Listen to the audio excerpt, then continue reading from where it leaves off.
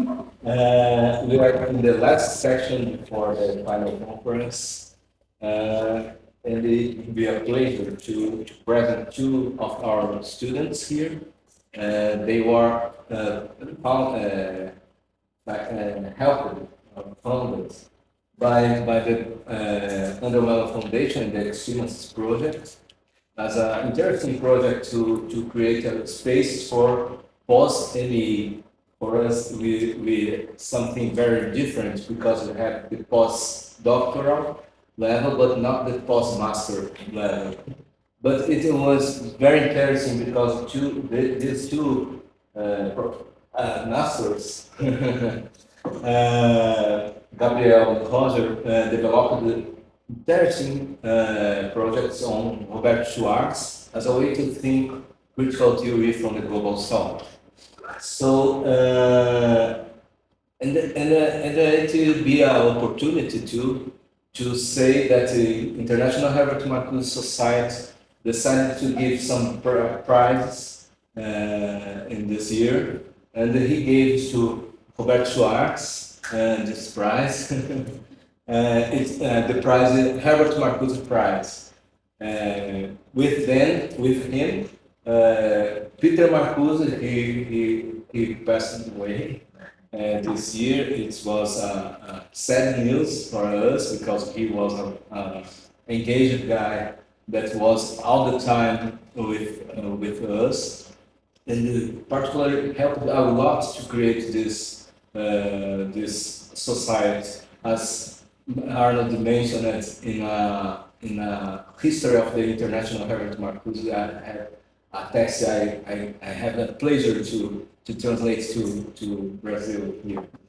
And Peter, Angela Davis is one other name, and Robert Schwartz. That's three great names we have here. And it's a way, this panel is a way to present Robert Schwartz, and that's it. I don't know if you want to present yourselves more, but I believe that's good to start.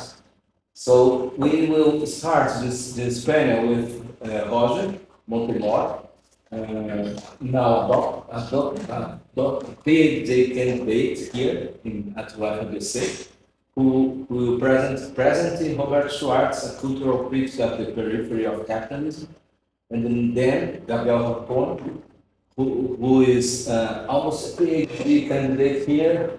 I hope so. Okay. Who will present Marcusean Imagination and Dialogue with Robert Schwartz, a critical comparison. It will be a pleasure to have these two PhD candidates and to study with him these amazing critical theories we have. Unfortunately, I invited Robert Schwartz to stay with us, but he has problems to stay here in times of COVID, and he will give to society one day. I hope a message for contact for grateful a grateful message for society. So, Roger, please. Bom, eu vou fazer a leitura do texto em português, mas ele vai assim, reproduzido aqui em inglês. Bom, vamos lá. Olá, pessoal, boa tarde. Primeiramente, gostaria de agradecer a organização do evento, especialmente àqueles que hoje estão aqui nos ouvindo. Bom, minha tarefa aqui nesta mesa de hoje é apresentar, ainda que esquematicamente, aspectos da vida e obra de Robert Schwartz. Abre aspas, eu cito, o melhor crítico dialético em qualquer lugar do mundo desde Adorno, ao menos segundo Perry Anderson. Mesmo considerando o exagero desta colocação de Anderson, talvez ela sirva para indicar que não é simples apresentarmos o autor em questão. Deste modo, passemos à nossa tarefa.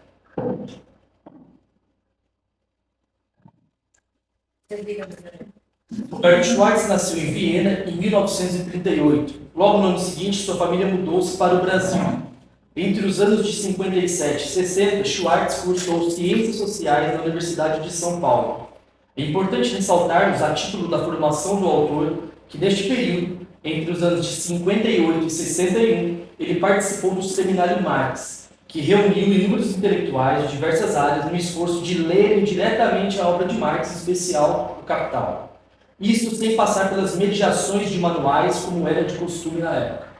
A importância da participação no Seminário Marx é ainda atestada pelo autor 30 anos depois. Eu cito: o grupo, referindo-se ao Seminário Marx, chegara à conclusão de que as marcas clássicas do atraso brasileiro não deveriam ser consideradas como arcaísmo residual, e sim como parte integrante da reprodução da sociedade moderna, ou seja, como indicativo de uma forma perversa de progresso. Para o crítico de arte em países como o nosso, antiga colônia, a tese tem potencial de estímulo e desprovincialização notáveis, pois permite inscrever na atualidade internacional, em forma polêmica, muito daquilo que parecia nos afastar dela e nos confinar à irrelevância. Fim de citação. O motivo de destacarmos a participação do autor neste seminário ficará mais claro ao longo de nossa exposição. Voltando à apresentação de Schwartz, em 1961 ele parte para a Universidade de Yale, concluindo lá o seu mestrado em teoria literária. Parte do resultado deste trabalho é publicado no livro A Sereia e o Desconfiado, de 1965, e consiste numa reunião de ensaios de crítica literária e cinema, em que, a depender dos autores e obras abordadas, nota-se ora uma influência mais marcadamente lucasiana, ora benjaminiana e adorniana. Nesta ocasião, temos dois episódios, digamos, vivamente frankfurtianos. Os personagens em questão são Adorno e Marcuse. Em 1961, Schwartz escreve uma carta para Adorno, exprimindo seu interesse em acompanhar os cursos de estética que seriam oferecidos pelo alemão no ano de 1962. Bom, isso não aconteceu, ele acabou não indo para a Alemanha, mas o Adorno responde a carta para ele e tem essa troca de correspondência entre os dois. Além disso, neste momento, no período nos Estados Unidos, Schwartz tem um inusitado encontro com Marcuse em Brainerd, narrado numa entrevista dada ao jornal Folha de São Paulo. Nessa ocasião, o Marcuse, inusitado porque, vamos dizer assim, o Schwartz chega empolgado, querendo saber sobre teoria, e o Marcuse estava mais à vontade, vamos dizer assim, umas colagens, e queria mostrar as colagens que ele estava fazendo para o Roberto Schwartz. Inclusive, ele presencia uma briga, né, entre o Marcuse e um dos filhos dele sobre questões políticas e por aí vai.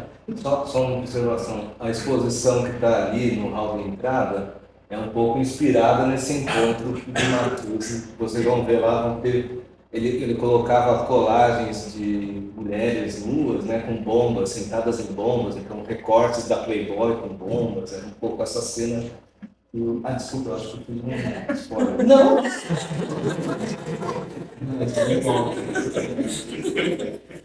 Ele presenciou uma briga familiar, né? Além disso, está reproduzido no jornal Folha de São Paulo. Além disso, neste momento, para além do caráter anedótico desses dois casos, eles nos servem para ilustrar como Schwartz será um dos primeiros a introduzir a leitura dos frankfurtianos no Brasil. A apropriação que Schwartz faz dos frankfurtianos é um tanto peculiar. Ela consiste mais numa relação de inspiração e influência do que no estudo sistemático desses autores. Inclusive, Schwartz não possui teses e artigos que discutam diretamente a obra de tais autores. Outra via possível na qual poderíamos estabelecer, enquanto hipótese, a relação entre Schwartz e os frankfurtianos diz respeito a uma possível convergência temática e de diagnósticos, a qual também faremos uma breve referência mais à frente. Voltando mais uma vez à apresentação do nosso autor, em 1963, Schwartz retornou ao Brasil na condição de professor assistente de Antônio Cândido. Em 1969, parte para o alto exílio em Paris. Lembremos que em 1968, especialmente com o Ato Institucional número 5, foi marcado pela expansão e intensificação da repressão do regime militar brasileiro, ditadura esta inaugurada pelo golpe de 1964. Sobre isso, é importante ressaltar que nessa época, Schwartz fazia parte da revista Teoria e Prática, que era composta por vários intelectuais, dentre os quais alguns deles, em 69, passaram para a luta armada contra a ditadura militar.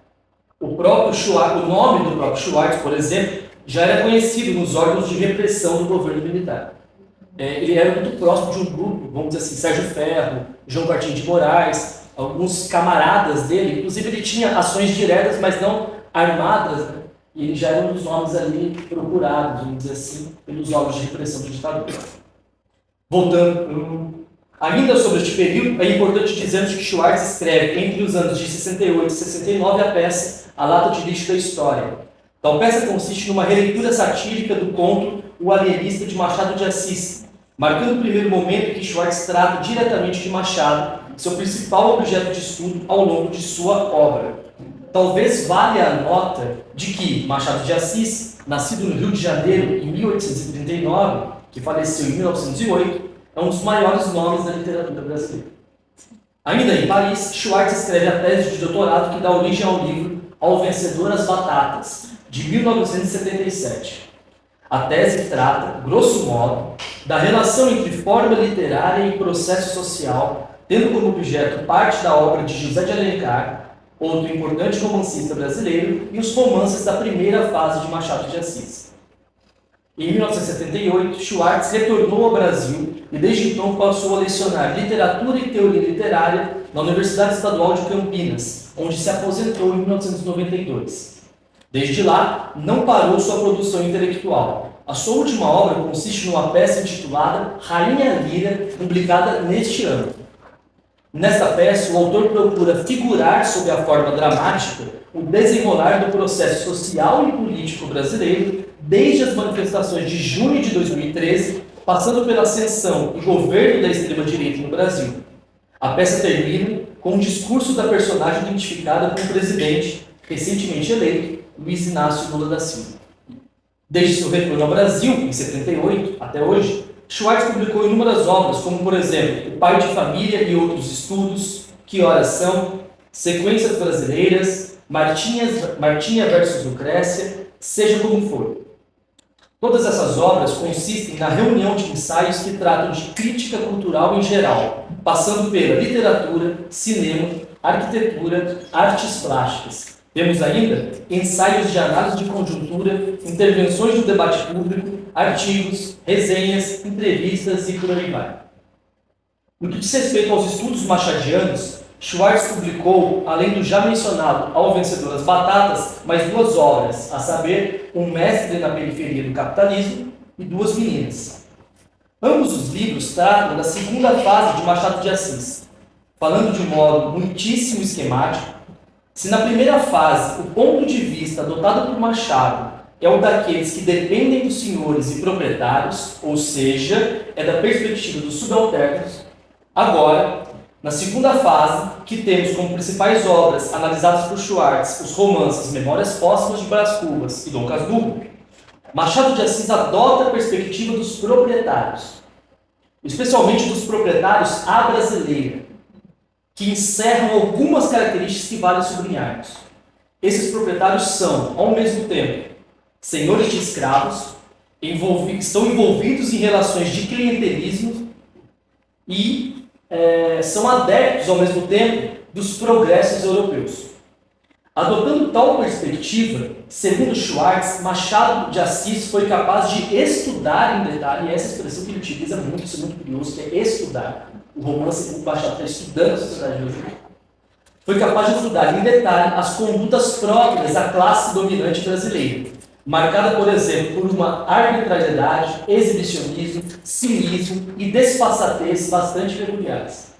Bom, diante dessa breve apresentação do autor, cabem algumas questões. No caso, as seguintes.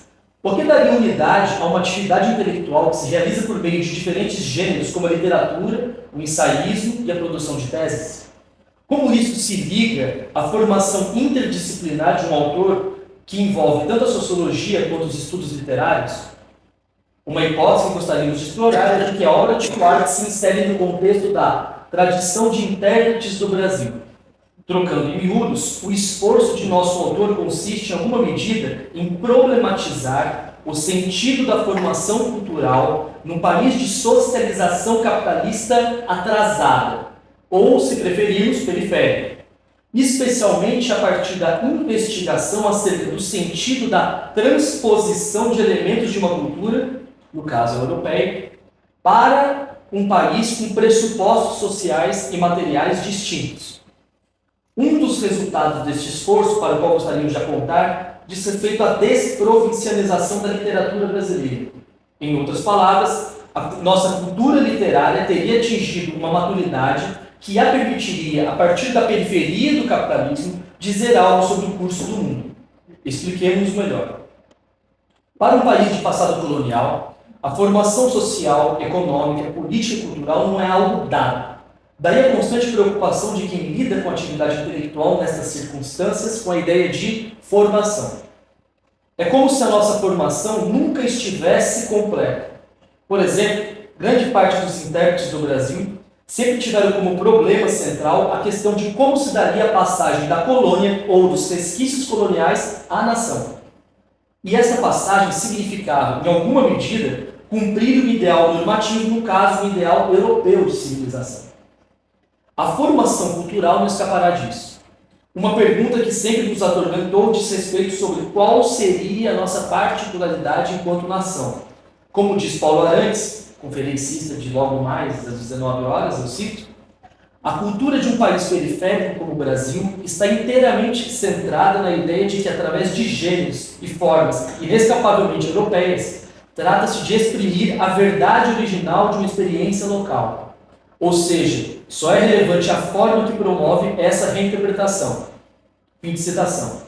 Daí a importância da literatura, especialmente no primeiro momento de quase inexistência de instituições universitárias no país, nessa tarefa de figurar a experiência brasileira. Uma espécie de segundo tempo deste esforço de interpretação do Brasil viria especialmente a partir da década de 30, com os nossos ensaístas, como por exemplo, Gilberto Freire, Caio Prado Júnior e Sérgio Buarque de Holanda, para ficarmos em alguns nomes. Como diz o mesmo Paulo Arantes, eu cito, com o tempo a literatura foi substituída pelas ciências sociais e pela economia política. A interpretação do país passou a ser feita pelo ensaio sociológico, científico e universitário. Fim de citação. Digamos que é neste segundo tempo da interpretação do Brasil que Schwartz se inscreve. Em resumo, Schwartz, a partir das formas culturais, em especial a literária, procura examinar o modo particular pelo qual se deu, e seus efeitos, o processo de modernização capitalista no Brasil. Isto posto, nos perguntamos, no que consistiriam então alguns aspectos dessa particularidade brasileira segundo Schwartz? Digamos que Schwartz identifica um modo diferente de funcionamento da ideologia no Brasil se comparado com o centro do capitalismo. Isto é, se no centro havia uma espécie de correspondência entre a ideologia liberal e a realidade que ela encobre, o que permitia um esteio, um apoio paracrítico, isto não ocorria no Brasil. Nosso passado colonial, mesmo após a independência do Brasil em 1822, teria deixado como legado uma formação social na qual conviviam de modo acomodado capitalismo, escravidão e clientelismo. Sobre este último aspecto, é necessário uma nota. Se pensarmos no século XIX, uma parcela relevante da população brasileira consistia nos chamados homens livres e pobres numa sociedade escravocrata. A sobrevivência dessa parcela da população dependia, no mais das vezes, de uma relação de trocas de favores com os proprietários e senhores. Dito isso, como ficariam as ideias liberais quando inseridas nessa configuração social, marcada, como vimos, por uma acomodação entre capitalismo, escravidão e clientelismo? Nas palavras do autor, eu cito, de ideologia que havia sido, isto é, engano involuntário e bem fundado nas aparências, o liberalismo passa a penhor intencional de uma variedade de prestígios com que nada tem a ver. Ao legitimar o arbítrio por meio de alguma razão racional, o favorecido conscientemente engrandece a si e ao seu benfeitor, que por sua vez não vê motivo para desmentir. Nessas condições, quem acreditava na justificação, a que aparência correspondiam tais ideias? Mas justamente não era este o problema, pois todos se reconheciam, e isto era importante. A intenção louvável, seja do agradecimento, seja do favor. A compensação simbólica podia ser um pouco desafinada, mas não era mal agradecida. Ou, por outra, seria desafinada com relação ao liberalismo, o que era secundário, e justa com relação ao favor, que era principal. E nada melhor para dar lustre às pessoas e à sociedade que formam do que as ideias mais ilustres do tempo, no caso, as europeias. Nesse contexto, portanto, as ideologias não descrevem sequer falsamente a realidade. Sua regra é outra, diversa da que denominam. É da ordem do relevo social, em detrimento de sua intenção cognitiva e de sistema. Fim de citação. A certa altura do texto ele brinca, né? Não só de explicar a realidade, vivem as ideias, né? Mas pode dar outras funções, assim, práticas. Deste modo, Schwartz reconhece que está diante de um tipo de discurso que aponta para um certo limite do modelo progressista de crítica da ideologia. Modelo este que procuraria apontar para o descompasso entre o conceito e a efetividade. Ou seja, não é o caso aqui de um discurso comum ao liberalismo clássico. Deste modo, a dialética posta em marcha por essa convivência entre escravismo, clientelismo e ideias liberais parecia não corresponder ao modelo clássico de crítica da ideologia. Se no centro do capitalismo o papel de tais ideias era o de encobrir a dominação social, numa sociedade marcada pelo trabalho assalariado, entre nós, essas mesmas ideias serviam à dominação na medida que explicitavam a sua própria lógica.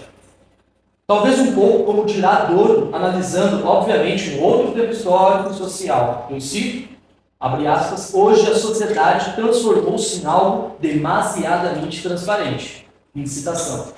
Então, assim, sempre fomos muito transparentes, talvez. Mais do que isso, ocorre que este funcionamento particular da vida ideológica brasileira no Brasil não possui consequências para pensar a sociedade brasileira, somente a sociedade brasileira. Ela implica também uma consequência para se pensar a natureza de tais ideias no centro do capitalismo.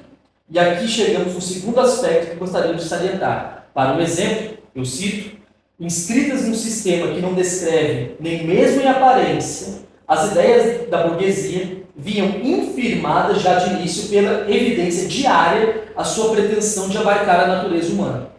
Assim, o que na Europa seria a verdadeira façanha da crítica, entre nós podia ser a singela descrença de qualquer pachola. Para quem? Utilitarismo, egoísmo, formalismo, o que for, são uma roupa, entre outras, muito da época, mas desnecessariamente apertada. Está se vendo que este chão social é de consequência para a história da cultura. Uma gravitação complexa em que, volta e meia, se repete uma constelação na qual a ideologia hegemônica do Ocidente faz figura derrisória de mania entre manias. O que é um modo também de indicar o alcance mundial que tem e podem ter as nossas esquisitices nacionais. Em suma, a própria desqualificação do pensamento entre nós, que tão amargamente sentíamos, era uma ponta, um ponto nevrálgico por onde passa e se revela a história mundial. Fecha aspas. Com isso, é como se Schwartz estivesse, a partir do caso particular brasileiro, identificando um modo diferente de funcionamento da ideologia se comparado com o centro do capitalismo, mas que ao mesmo tempo se ligava a este centro. Nas palavras de Paulo Arantes, eu cito, exibindo o progresso por esse flanco vulnerável, Roberto não só ia notando o alcance mundial de nossas esquisitices nacionais, como construindo uma plataforma de observação a partir da qual objetar a esta mesma ordem universal. Estava assim lançada a base de uma ideologia critique original. O mesmo chão histórico que barateava o pensamento e diminuía as chances de reflexão, pois aqui se desmanchava o nexo entre ideias e pressuposto social, o que lhes roubava a dimensão cognitiva, devolvia a faculdade crítica com a outra mão, fazendo nossa anomalia expor a fratura constitutiva da normalidade moderna. Fim de citação. Acabou. É como se a crítica da ideologia no Brasil desmascarasse a falsidade das ideias burguesas, de modo que em solo nacional, a crítica da ideologia revelava que aquilo que nos servia de norma a ser alcançada, as ideias do liberalismo no caso, era desmoralizada pela sua particularização local, que ela, no entanto, ao mesmo tempo desqualificava.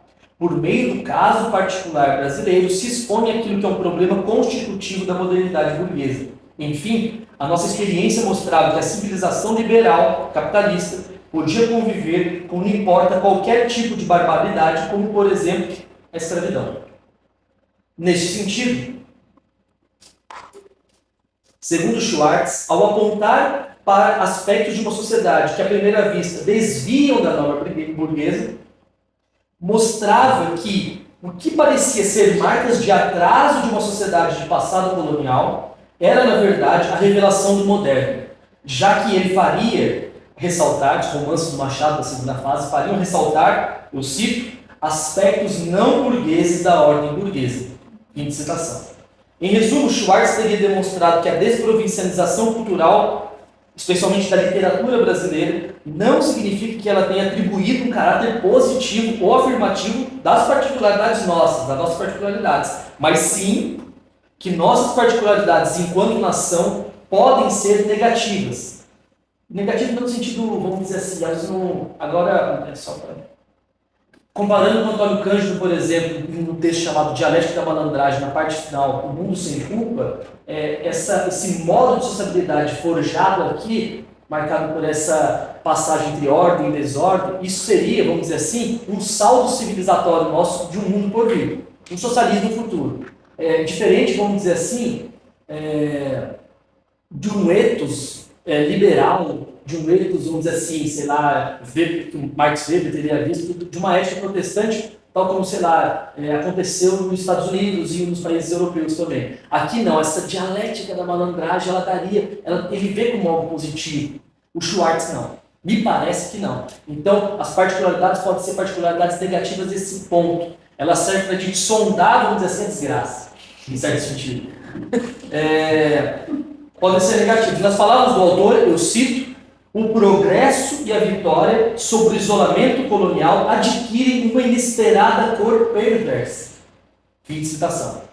É pela ótica dessa negatividade que podemos sondar também uma espécie de crise da própria cultura burguesa, na medida que a cultura burguesa é maleável a tal ponto de se adequar a uma situação social com tamanho grau de violência. Esta interpretação, agora só frankfurtianos e tal, então, esta interpretação torna possível juntarmos alguns elementos para formularmos uma questão. A visão, no mínimo, cética com relação ao progresso e a identificação do grau avançado de cinismo no discurso das camadas dominantes são temas presentes tanto em Schwartz, na sua interpretação sobre Machado de Assis, quanto em alguns frankfurtianos, como Walter Benjamin e Adorno, por exemplo. Seria esta coincidência de temas meramente casual? Haveria alguma relação possível entre a herança colonial de um país periférico e a derrocada da civilização burguesa, evidenciada pela ascensão do fascismo, por exemplo? Para efeito de continuarmos pensando, esta questão pode nos encaminhar para a sugestão a ser ruminada de que, pelo contrário, sempre fomos modernos. E a verdade da modernização capitalista é este grau avançado de barbárie que a periferia, especialmente o Brasil, anunciam antes para o mundo, mas, ao mesmo tempo, permite que o mundo reconheça nesta barbárie certo destino, especialmente nos momentos de crise. Bom, era isso.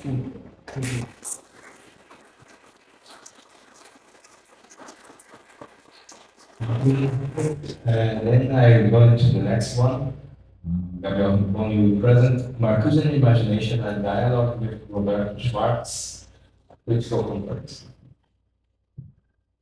Okay. So, hi everyone. First, I want to thank Silvio and everyone. It has been a pleasure getting to know all of you this week. Let me, before I read my presentation, a little introduction. With Roger's speech, we notice that Albert Schwartz is not inspired directly by Marcuse. It's not a main reference, not more than Adorno or Lukács or Benjamin. So this here is a little experiment that I intend to get deeper and dive in for the next 4 years, if all goes well. So this is a brief version of a broader article that I worked on under Silvio's supervision and guidance within the synthesis this year. So let's get into Marcusian imagination in dialogue with Roberto Schwartz. By dialogue here, I don't mean harmony. I don't mean encounter and meeting, agreement, as I hope it gets clear. It's more an imaginative meeting between them, but not in immediate agreement. I am more interested in the noise of this conversation. And I think this is an interesting part. This is I think this is what Schwartz did. And I think all that Roger was talking about, this way of Brazilian experience to show, to reveal some truths or some sides of the bourgeois society or the modernity. So this noise, the comparison that is it. Okay, so in an article published in 1937 entitled Philosophy and Critical Theory, Marcuse sets some boundaries to the imagination when he says that, and I quote, "Leaving it free to the construction of a more beautiful and happier world remains privilege of children and of insane people." End of quote.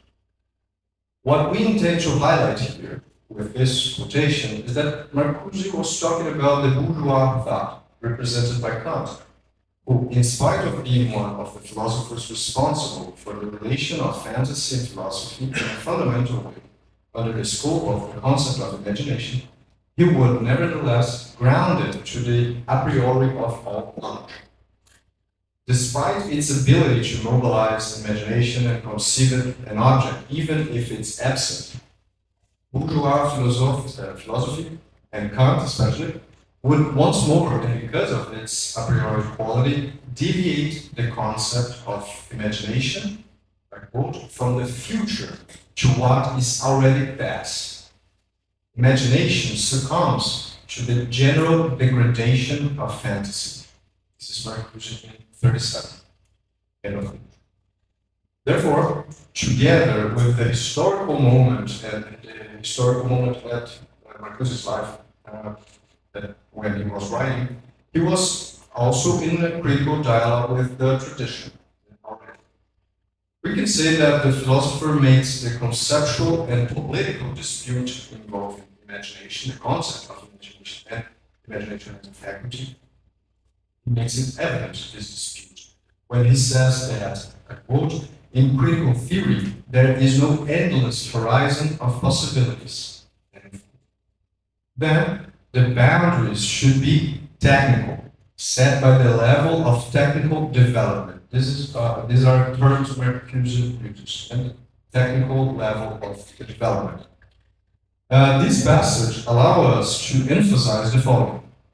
In order to reflect on imagination through Marcuse's work, we should consider, besides its historical moment and tradition, the place we are talking about and from where we are talking about. In other words, we need to consider the historical ground. Ground in the sense of our folk, chão histórico, our historical ground. The very ground that delineates the technical development. With this in mind, let us jump to 1955, United States, when and where Marcuse published Heroes and Civilization. In the second part of the book, the author makes the effort of regaining philosophical foundations of the aesthetic dimension, which he says is constituted by imagination as mental faculty. So they are very related, aesthetic dimension and imagination as mental faculty. And he does that based mainly on Kant and Schiller, as well as rereading this philosopher's works. Some changes in the definition of aesthetic throughout the history of the German concept are pointed out by Marcuse. For example, and this is what caught my interest in the first place, from pertaining to the senses to pertaining to beauty and art, it seems for Marcuse, he doesn't put in these terms, but it's a kind of division of labor, almost if the aesthetic got specialized. Yeah, it was rather pertaining to senses, and then it got specialized in the theory of art and pertaining to beauty and art. Such transformations would testify to the philosophical acceptance of reality principles that, without space in philosophy, sensuousness found its refuge in the theory of art.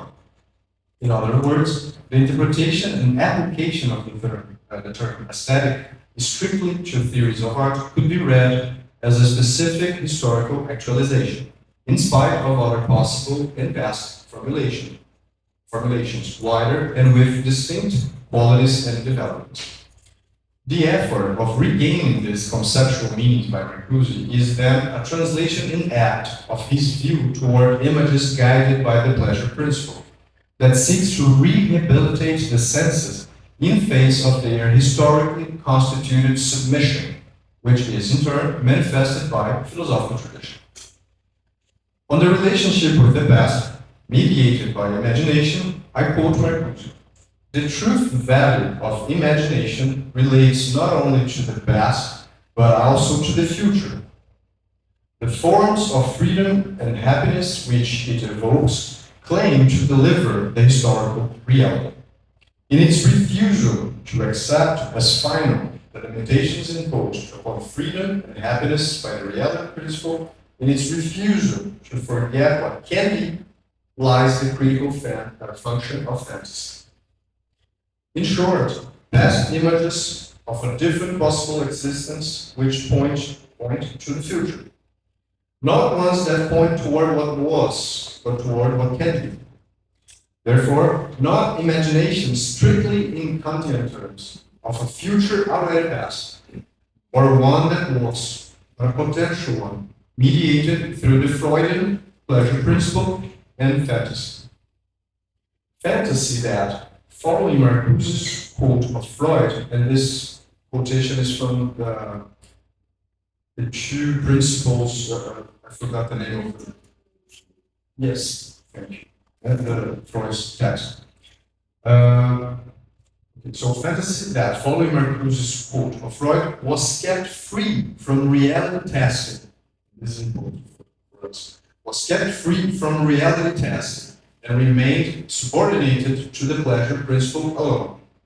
Marcuse drives from that, from the ability or the potentiality of fantasy escaping from this reality testing, at least here in Eros' civilization.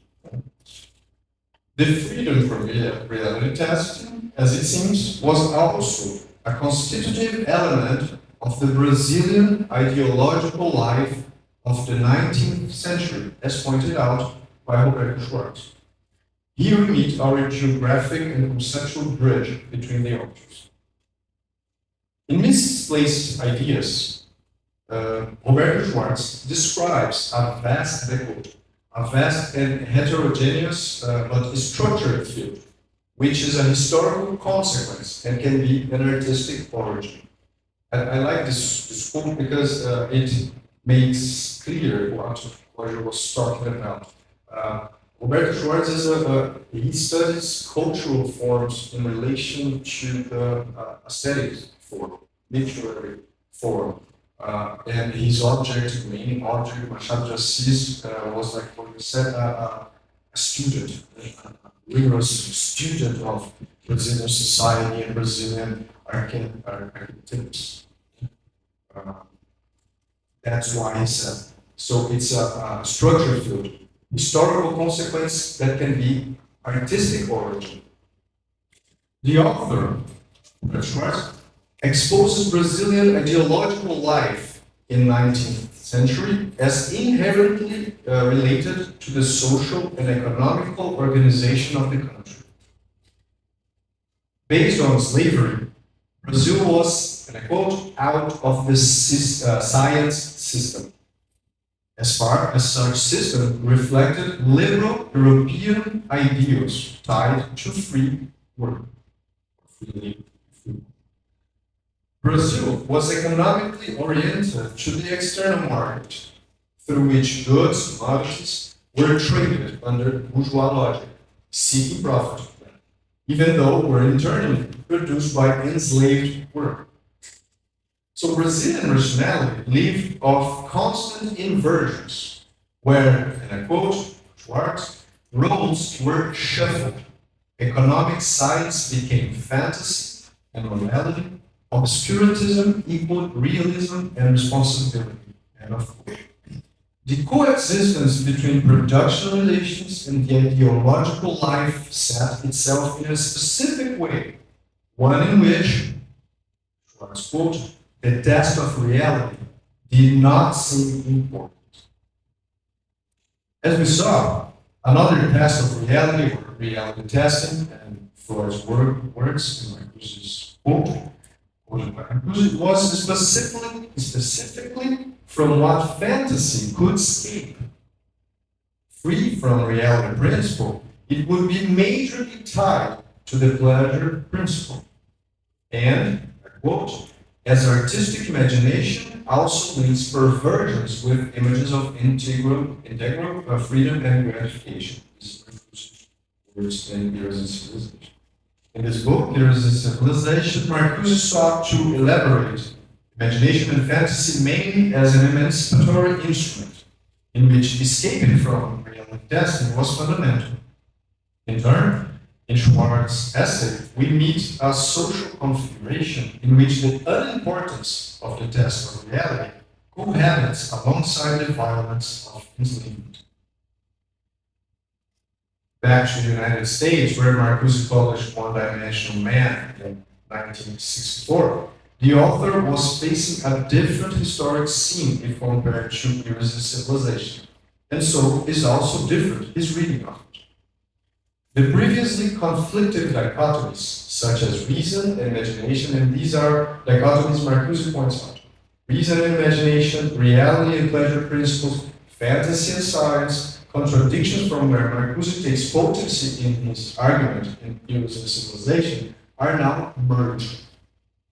He talks of the, and I quote, the obscene merger of aesthetic and reality, and that the formerly antagonistic realms merge on technical and political grounds. Magic and science, life and death, joy and misery. That does not mean that for Marcuse, imagination had reached a better position in the industrial society, but that it had become an instrument of progress. In spite of this new historic situation, Marcuse reiterates, I quote, the aesthetic dimension still retains a freedom of expression which enables the writer and artist to call men and things by their name, to name the otherwise unnameable. What interests us is the different historic moment and the shift it caused in Marcuse's perspective concerning the imagination. If, in one-dimensional man, the merger of formerly antagonistic realms, Marcuse's words, such as magic and science, was fully achieved through the advance of industrial society, Schwartz's analysis allows us to say that a very similar merger was already realized here in Brazil in the 19th century, in a fundamentally agrarian country based on enslavement. This comparison raises some questions concerning the meaning of historically given conditions when it comes to think and reflect on fantasy and imagination. Also, it is important to remember that Schwartz's essay has the work of Machado de Assis on the horizon and at its finish line. Specifically, the novel Memórias Póstumas de Brás Cubas, the posthumous Memoirs of Brás Cubas. This is the last translation. The first one had a different title. In this sense, the historical conditions in Brazilian society can be thought as the material of the artist, Schwartz's words, that is Machado de Assis, which is, and I quote, historically shaped and in some way registers the social process to which it owes its existence. You see, once more, Schwartz is concerned of reading Machado de Assis and other works of art and other books and novels with this in mind. They historically shaped, in some ways, it registered a social process. And so we can study Machado de Assis and at the same time study our formation and our, it's like a Bildungsroman. Brazil. In other words, thinking about aesthetic as pertaining to the senses, as Marcuse wanted, and cognitively organized by a determined historic result, might make it possible to conceive aesthetic as the specific organization of the senses and senses of imagination under a specific historical condition. All of that, literary and artistic form, would make visible. So if Brás Cubas and other characters from Machado de Assis could make visible the sensuousness, order, and therefore the organization of imagination in Brazilian 19th century, how could this contribute for an analysis of contemporary times? I don't have the answer yet, but it's an interesting question, I think. In his book, Mestre na Periferia do Capitalismo, or Master on the Periphery of Capitalism, Roberto Schwartz points out that volubility, I quote, volubility is the formal principle of the novel, the posthumous memoirs of Brás Cubas. With that in sight, Schwartz seeks throughout his analysis to make this voluble dynamic evident, not only among the characters. This is interesting. Not only among the characters there is volubility, but also of them in relation to the narrator, and yet with him, with himself, and the reader. From this omnipresent element organizing the novel, the literary and cultural critic Schwartz takes the strength of his argument, always tied to his words, fundament of the real, from which Machado de Assis, I quote, knew how to imagine the virtualities, both close and remote ones. Machado de Assis' imagination meets its potency in the main character, Brás Cubas, in several moments. And, as suggested by Schwartz, we get used, as the narrative goes on, to the, I quote, rhythm and wideness of Brás' imagination, the superiority. He says, and I quote, at all time, Schwartz words, at all time the narrative interrupts this apprehension of reality and transforms it into a movement of subjective satisfaction that may be one of the narrator, of the characters, or of the reader. And it realizes itself at the expense of the reader. The realistic detail sees its historical and psychological vector deactivated, and it serves as allegory of a higher truth, or of a bitten abstraction. So appears the universal figure of the human spirit, eternally unable of hanging on to reality and reason, always ready to flee to the imaginary. Despite the opposition here between real and imaginary, something that would not ring a bell for Marcuse's ear, do you think? We propose the following reading. The presented real appears as a specific one, realistic detail, deactivated in its historic and psychological factor. So we might be facing a real, which is analog to the bourgeois imagination, one that is always ready to flee to the imaginary, in the sense that Marcuse criticized as general degradation of fantasy in 37, as we saw. Or we might still say real unidimensional imagination. Marcuse says at the final chapter of Unidimensional Man, and at the conclusion, rational is the imagination which can become the a priori of the reconstruction and redirection of the productive apparatus toward a pacified existence, a life without fear. And this can never be the imagination of those who are possessed by the image of domination and death. The imagination that Roberto Schwarz identified in Brás Cubas can certainly be compared with one possessed by the image of domination and death, especially if we have in mind that the narrator of the novel in question is not an author who is dead, but rather a dead who became an author through death.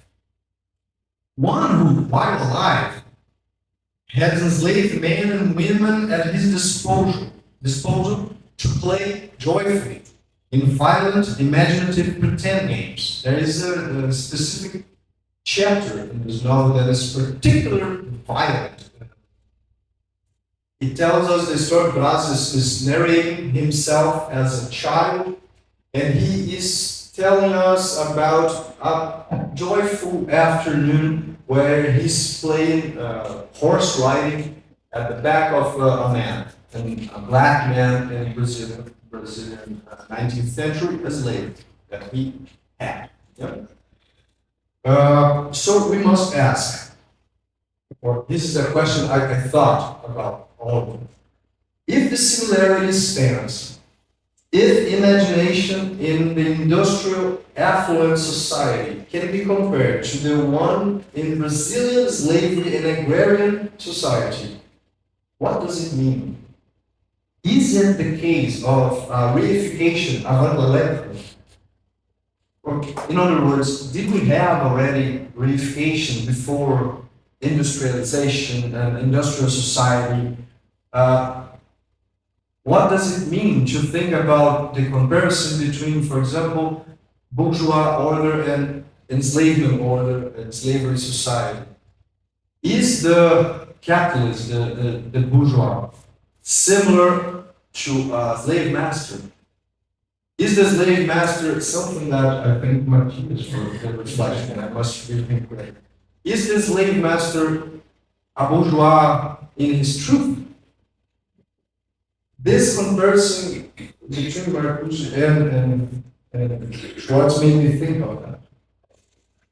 And just to, I will not get deep into this question. It is the case of reification, the avant-garde of reification, but I want to give some examples of where I think we can reflect on it in the case of Marcuse.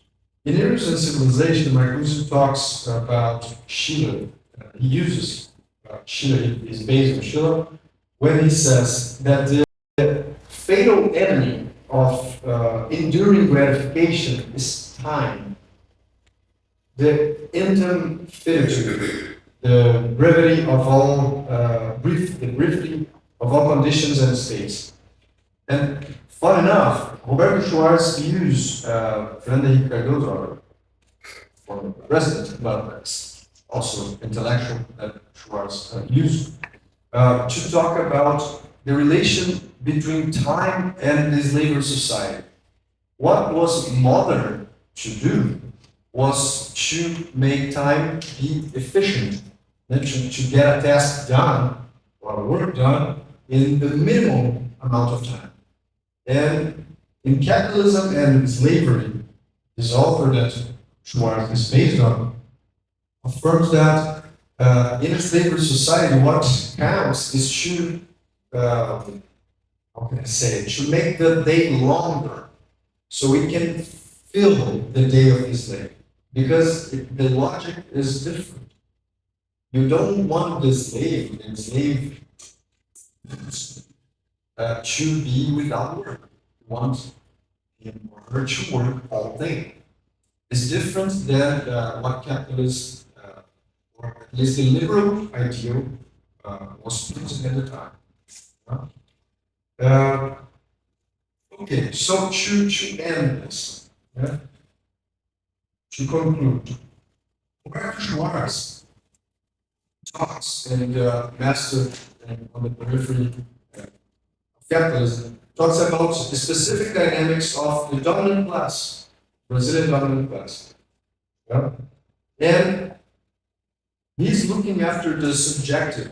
One thing is, he's looking for the subjective, the characteristic subjective experience I couldn't translate this, so I'm sorry, I will speak in Portuguese. A experiência tão desconcertante latino-americana do progresso, the progress, that repose, né? O progresso que repõe o atraso. The progress that repose the late, instead of getting over it, ao invés de superá-lo. Eu vou tentar terminar em português, porque eu acho que aí faz mais sentido. Então eu vou citar de novo. O Schwartz diz, né? Dessa experiência tão desconcertante latino-americana do progresso que repõe o atraso ao invés de superá-lo. Tão próximo da imaginação kantiana, que projeta o futuro já sendo passado. Como vimos nas palavras, né? Imaginação essa, por sua vez, tão próxima de um narrador que conta as falhas futuras apenas do seu passado, enviesado por sua vivíssima morbidez. Thank you very much.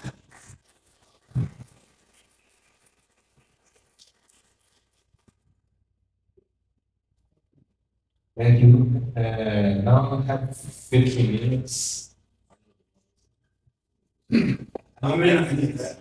Thank you for talking about. Thank you both for your papers. I really enjoyed learning more about Roberto Schwartz. And both of you mentioned liberal ideals in your paper, and I hope in your paper you mentioned them as ideological. And I want to raise the question, I want to put on the table, maybe, so the question is, are they ideological, or has it been given really an ideological function? I was thinking about this for several years. In 2011, the International Room Acoustic Society met at the University of Pennsylvania, and Charles Mills was there, as well as Angela Davis, and many other big names in our fields.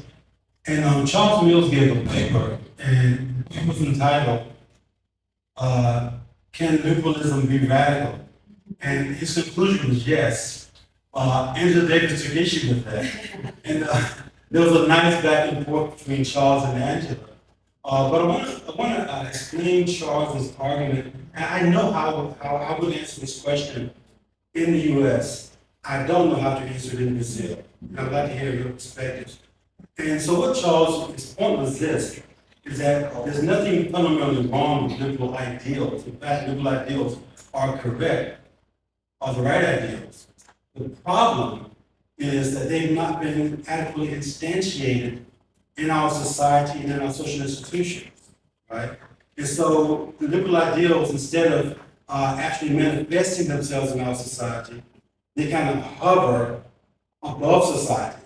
And they've not been actually instantiated, but we treat them as if they've been instantiated. And we treat them as if they've been instantiated, then they take on an ideological function. And Charles took it as his task is to save liberal ideals, but try to figure out a way that they can actually be instantiated in society so that they will have a liberatory function instead of an ideological function. And then I've struggled with this one. I tend to agree with Charles, but I can be talked out of it too. So I want to hear your response of how Roberto Schwartz responded to that issue. São ideológicas, vocês têm uma construção ideológica. Charles Mills, o pre-development onde deverá ser reais, e ele diz que sim. Ele é diferente. As ideias estão corretas. O problema é que elas se colocam acima da sociedade como se elas estivessem já instituídas. Ele foi sabe muito nos Estados Unidos, mas aqui no Brasil é muito diferente. Both of us or just Either one of you, both of you or either one of you. Então, eu vou falando aí. I'll try to translate it. Yes. Bom, eu acho que eu não vou ter resposta, só vou comentar, né? I won't have an answer, I will Bom,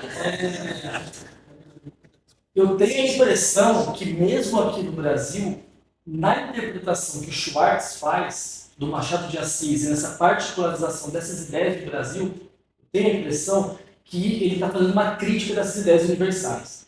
Como se... My impression is that even here in Brazil, what Schwartz is doing in his interpretation of Machado de Assis is that com as questões universais que você falou. Que é a questão do Schwarz Machado de Assis. Não poderia Ele está fazer fazendo uma crítica dos valores universais. isso. He's doing a critic of the universal ideas. The universal idea of man, for example. The universal law.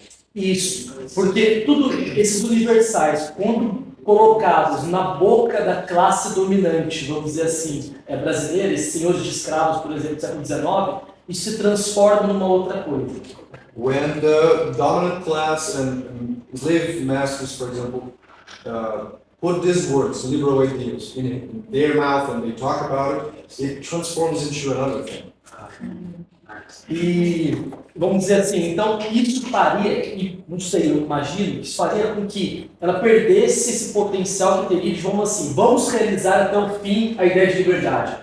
Vamos realizar até o fim a ideia de igualdade. Não, isso teria um limite. Então a crítica dele não atinge, ela parece, me parece que ela atinge também os universais.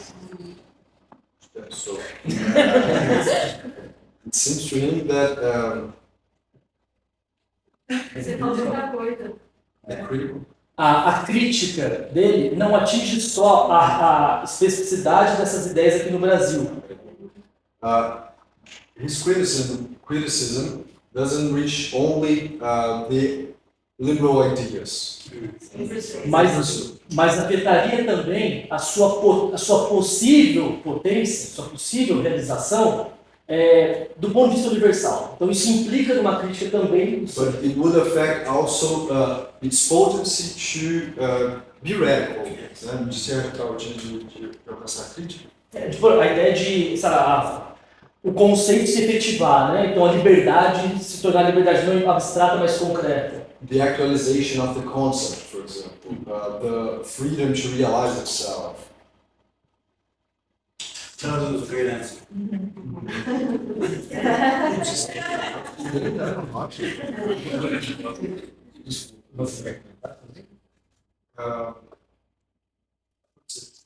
Well, I think I agree with Roger. I think with Roger.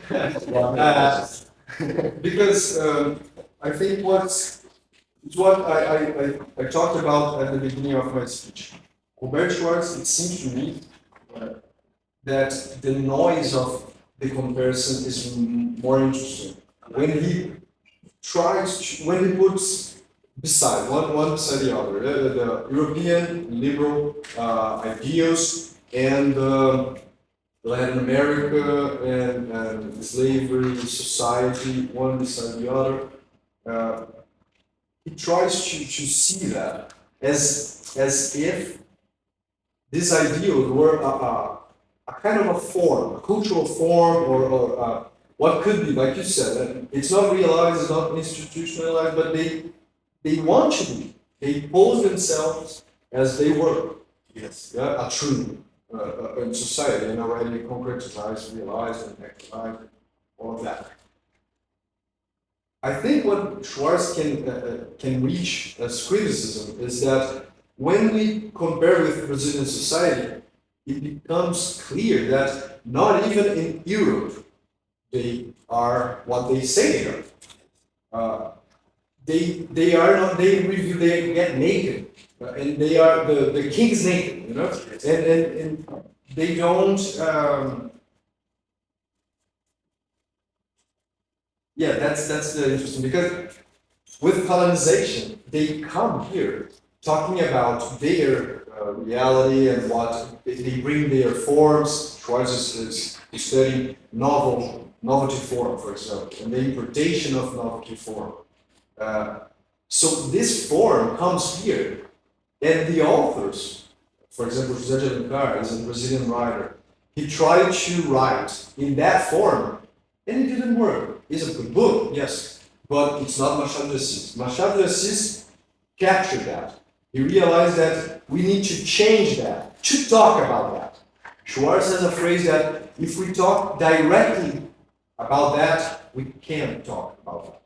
We need to change that. So I think, I don't know if I'm answering the question, but yeah, I will stop here, because I don't know if I'm answering, but this is what I came up with.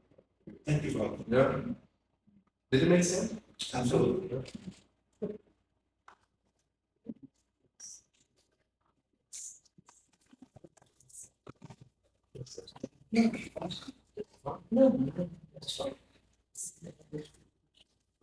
Meninos, não. Oi, e agora? Ah, fala. Vocês acham, se eu não me engano, acho que o José de Alencar ele era do romantismo, da escola literária, e o Machado de Assis ele começou no romantismo, mas foi pro realismo, né? Vocês acham que essa concepção, o Schwartz, ele pode ter tido diferença na análise? Escolas literárias diferentes, por exemplo, o realismo ele vai mostrar uma coisa mais sensual, diária, cotidiana, tal, e o romantismo ele vai dar aquela mascarada. Vocês acham que pode ter tido isso? Porque são escolas literárias importadas, né, europeias, enfim. Acho que, por exemplo, acho que o mais importante da relação desses dois, ao menos segundo o Schwartz, seria, vamos dizer assim, a continuidade de problemas. Como assim a continuidade de problemas? Joaquim Manuel de Macedo, José de Alencar, eles, ainda que sob formas, como o Gabriel falou, sob forma europeia, com a forma romance, ainda exportando, vamos dizer assim, importando essa forma, né? Ainda assim, inevitavelmente, ele lida com algo da matéria brasileira. Ainda que não tenha achado a forma ideal literária para lidar com essa forma social. Mas ele inevitavelmente lida com ela. Ocorre que o Machado, aos poucos, vai sabendo, inclusive, reaproveitar cenas dos romances desses outros. Então, eu acho que essa questão é muito mais crucial, de certo modo, para o Roberto Schwartz. E crucial, vamos dizer assim, para aos poucos o Machado ir amadurecendo essa forma estética ideal para, vamos dizer assim,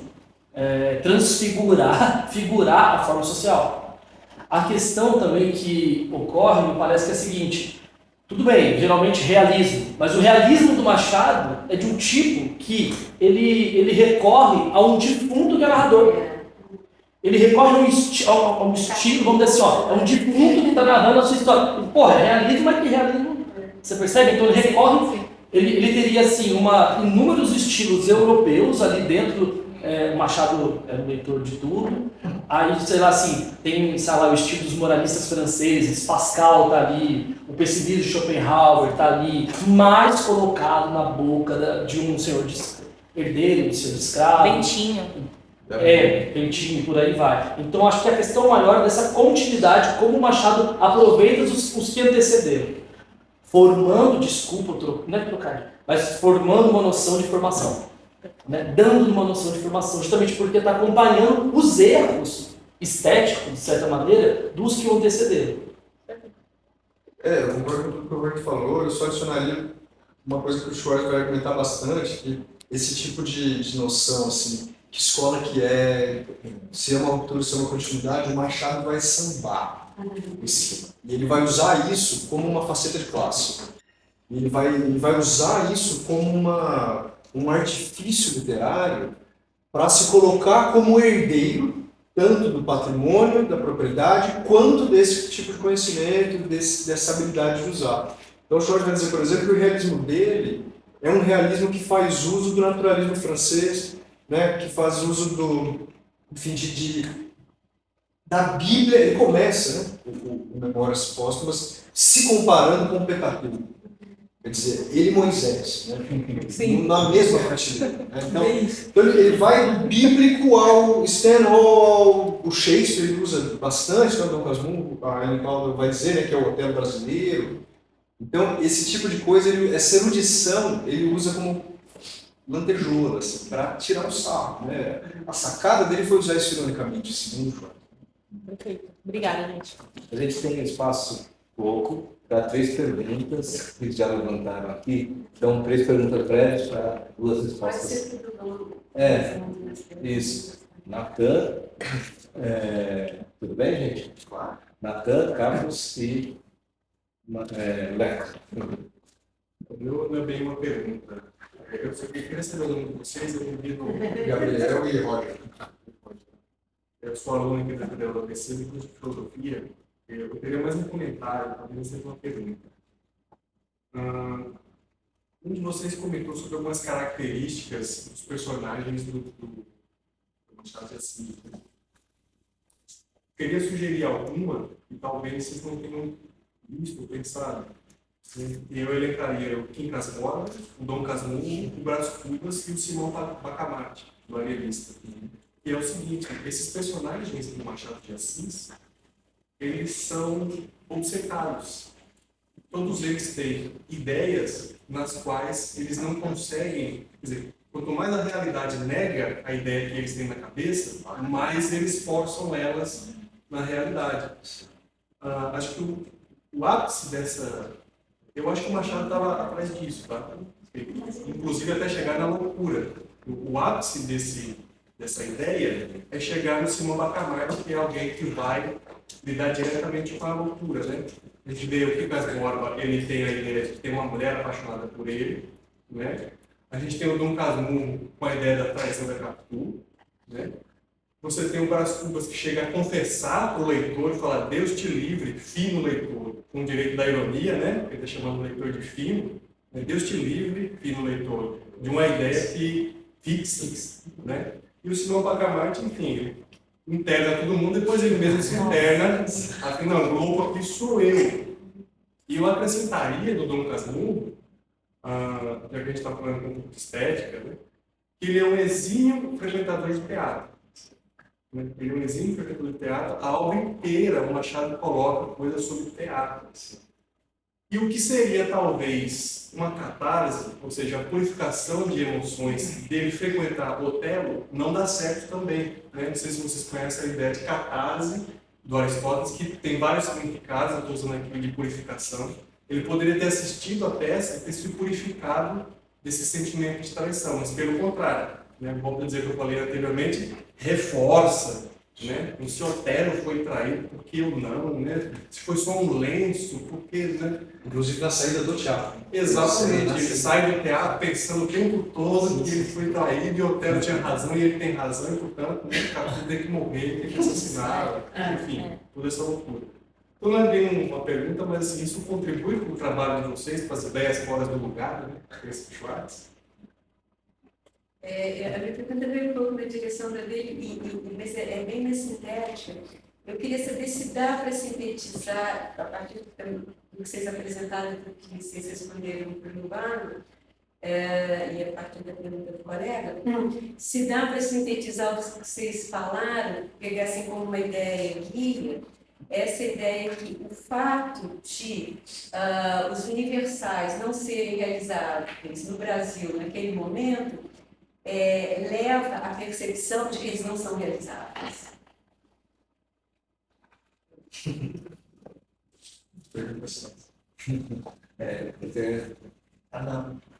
First of all, thank you both.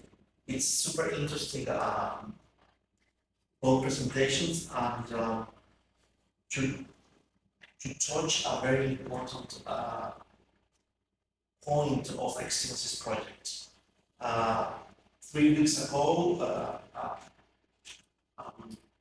Silvio were in Mexico City, and he gave a lecture on the importance of architecture form in Marcuse.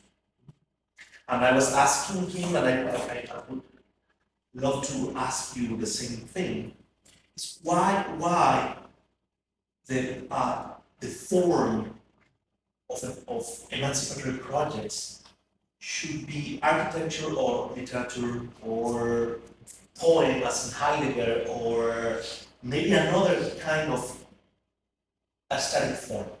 That's a huge question, because for Badiou, for Badiou is the poem, and also for Heidegger, but for Marcuse it's architecture. It's super interesting that every time that Freud was trying to figure out what reality is, he used written metaphors.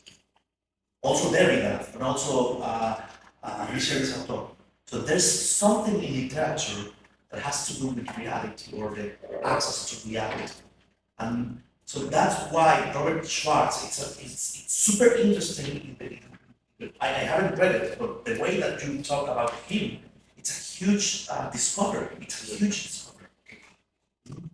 But I also have this question of why literature, why narrative, and not poem or cinema or another thing. This is very important for emancipatory projects in our project excellences. How? Because this is part of the critical theory, the autonomy of the aesthetic form as a way of emancipation. And the second question is very brief. Have you had a register of this narrative structure in Robert Schwartz in contemporary Brazilian cinema? Cinema specifically, cinema. Yes, specific. So, can I, what we said? It's very short because Yeah. I have. Yeah, because the idea of Antônio Cândido and Robert Schwartz is that through Brazilian literature creates the idea of a Brazilian nation. But what he is saying is very interesting because what the population could read at that time, it's the elites, so it was not the poor, the laborers or the slaves, it was the higher classes, the elite that could read those books. So that's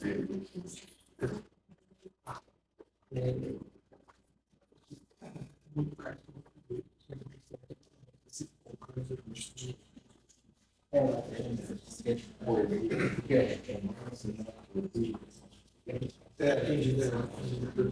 é forma literária? Mas tá, claro que a lei é regulação da arte. Bom, muito obrigado